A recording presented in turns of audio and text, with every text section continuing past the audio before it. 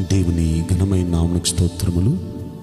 ఈ వాగ్దానం వింటున్న మీకందరికీ మన ప్రభువును ప్రియ రక్షకుడైన యేసుక్రీస్తు నామములో శుభములు, మా హృదయపూర్వకమైన వందనములు తెలియచేస్తున్నాం.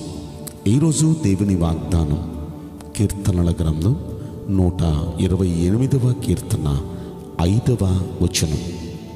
యెహోవా నిన్ను ఆశీర్వదించును, నీ జీవిత కాలమంతయు క్షేమము కలుగుట చూచెదవు. ఈ మంచి వాగ్దానం మంచి దేవుడైన యెహోవా మనందరి పట్ల నెరవేర్చునుగాక. ఆమేన్. ప్రియ దైవ జనాంగమా, మన దేవుడు ఈరోజు మనకిస్తున్న శ్రేష్టమైన వాగ్దానం చూడండి. అక్కడ అంటున్నాడు, సియోనులో నుండి యెహోవా నిన్ను ఆశీర్వదించబోతున్నాడు. సియోను అంటే పరలోకము నుండి యెహోవా మనల్ని, ఈ వాగ్దానం వింటున్న మనల్ని, మన దేవుడు పరలోకము నుండి ఆయన చేతులు చాపి మనల్ని ఆశీర్వదించబోతున్నాడు. అంత మాత్రమే కాదు, ఆ ఆశీర్వాదం వల్ల ఏం జరిగింది? మన జీవితకాలమంతా క్షేమం కలగటమే చూస్తాం, కీడు కలగటం చూడం. క్షేమమే, ఎప్పుడు మేలే. దావీదు భక్తుడు 7వ కీర్తన 6వ వచనంలో అంటాడు, నేను బ్రతుకు కాలమంతా కృప క్షేమములే నా వెంట వచ్చును అని. ఎన్నాళ్ళు ఈ భూమి మీద జీవిస్తానో అన్నాళ్ళు నేను క్షేమంగానే ఉంటాను. కృప క్షేమములే ఆయన నా వెంట వస్తాయి. ఎప్పుడు క్షేమంగా ఉంటా బ్రతికినంతకాలం. ఇక్కడ కూడా అదే మాట మనం చూస్తాం. మన జీవిత కాలం అంతా క్షేమం కలగటమే చూస్తాం, కానీ కీడు కలగటం చూడం. అలా జరగాలంటే మనం ఏం చేయాలి? మొదటి వచనంలోనే షరతు చెప్పాడు, యెహోవా యందు భయభక్తులు కలిగి ఆయన త్రోవల యందు నడుచు వారందరికీ ఈ ధన్యత రాబోతుంది. కనుక ఈ ధన్యత మన మీదకి రావాలంటే మనం ఆయనకు భయపడుతూ భక్తి చేయాలి. 34వ కీర్తన 9వ వచనంలో అంటాడు, యెహోవా భక్తులారా ఆయనందు భయభక్తులు ఉంచండి, ఆయనందు భయభక్తులు ఉంచువానికి ఏమీ కొదువ ఉండదు అంటాడు. కనుక దేవుని పిల్లలమైన మనం ఆయనకి భయపడుతూ భక్తి చేయాలి. ఈనాడు భక్తి ఉంది, కానీ భక్తులకు భయం లేదు. అమ్మో, దేవుడు నన్ను చూస్తున్నాడు, దేవుడు నా పనులన్నీ చూస్తున్నాడు, దేవుడు నా మాటలన్నీ వింటున్నాడు, అమ్మో దేవుడు నన్ను గమనిస్తున్నాడు, నేను జాగ్రత్తగా ఉండాలి, ఎట్లా పడితే అట్లా ఉండకూడదు అంటూ దేవుని భయం కలిగిన భక్తులు చాలా తక్కువ మంది. అయితే దేవునికి భయపడుతూ ఎవరైతే భక్తి చేస్తారో వారికి ఏది కొదువ ఉండదండి.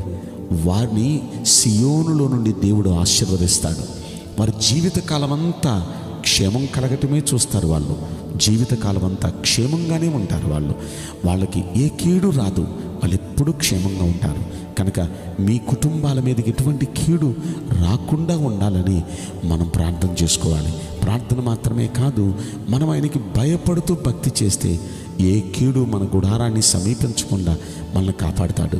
రెండో మాట, మనం ఆయన ఆజ్ఞలన్నిటినీ, ఆయన త్రోవలను అనుసరించి నడవటం అంటే ఆయన ఆజ్ఞలను అనుసరించి మనం నడిస్తే, ఆయన ఆజ్ఞలను అనుసరించి నడిస్తే ఖచ్చితంగా ఆయన సియోనులో నుండి మనల్ని ఆశీర్వదిస్తాడు. మన జీవితకాలం అంతా క్షేమం కలగటం మనం చూస్తాం. సియోనులో నుండి దేవుడు పరలోకం నుండి ఆశీర్వదిస్తే జీవితకాలం అంతా క్షేమంగానే ఉంటాం మనం. అయితే అలా ఉండాలంటే రెండో పని, ఆయన ఆజ్ఞలన్నిటిని అనుసరించి నడవాలి, ఆయన వాక్యాన్ని అనుసరించి నడవాలి. చాలాసారి గుడికి వస్తాం, వాక్యం వింటాం, కానీ ఆ వాక్యాన్ని మర్చిపోతాం. అప్పుడే ఆ వాక్యాన్ని అనుసరించి నడవం మనం. అయితే దేవుని సన్నిధికి వచ్చిన మనం శ్రద్ధగా దేవుని మాటలు విని ఆ మాటలు గుర్తు పెట్టుకొని వాటిని అనుసరించి మనం నడిస్తే ఖచ్చితంగా మన దేవుడు మనల్ని ఆశీర్వదిస్తాడు. జీవితకాలం అంతా క్షేమమే చూస్తాం, కీడు చూడం. కనుక ఈ వాగ్దానం వింటున్న మీలో ఎవ్వరు, మీ కుటుంబాల్లో ఎవ్వరి మీదకి ఏ విధమైన కీడు రాకుండాను గాక. మీరు మీ కుటుంబాలు ఎప్పుడు జీవితకాలం అంతా క్షేమం కలగటమే మీరు చూచుదురుగాక. ఈ 2 పనులు చేద్దామా? ఒకటి, ఆయనకి భయపడుతూ భక్తి చేయాలి. రెండవది, ఆయన ఆజ్ఞలన్నిటినీ అనుసరించి నడుచుకోవాలి. అలా ఒక తీర్మానం చేసుకొని ప్రార్థన చేద్దాం. పరిశుద్ధుడా, ప్రేమగల యేసురాజా, మీ పరిశుద్ధ బంగారు పవిత్రమైన నామమునకు నిండు మనసుతో కోట్ల కొలదిగా స్తుతులు, స్తోత్రములు, వందనాలు చెల్లిస్తున్నాం. ఈ వాగ్దానం వింటున్న ప్రియుల జీవితంలో దయచేసి ఈ వాగ్దానం నెరవేర్చి కృప చూపించండి అయ్యా. మీకు భయపడుతూ భక్తి చేయటానికి, మీ వాక్యాలన్నిటినీ అనుసరించి నడుచుకోవటానికి మీ బిడ్డలు తీర్మానించుకుని ఉండగా దయచేసి ప్రభువా, పరలోకము నుండి చేతులెత్తి మీ బిడ్డలు మీరు ఆశీర్వదించండి. వారి జీవిత కాలమంతా క్షేమం కలగటమే వారు చూచినట్లు సహాయం చేయమని మా ప్రార్థన వినినందుకు, కరుణిస్తున్నందుకు కోట్ల కొలదిగా కృతజ్ఞతా స్తోత్రములు చెల్లిస్తూ నజరుడని యేసుక్రీస్తు ప్రశస్తమైన నామములో మిక్కిలి వినయంతో ప్రార్థించి బ్రతిమలాడి వేడుకుంటున్నాం ప్రియ పరలోక తండ్రి. ఆమేన్. May God bless you all. Thank you.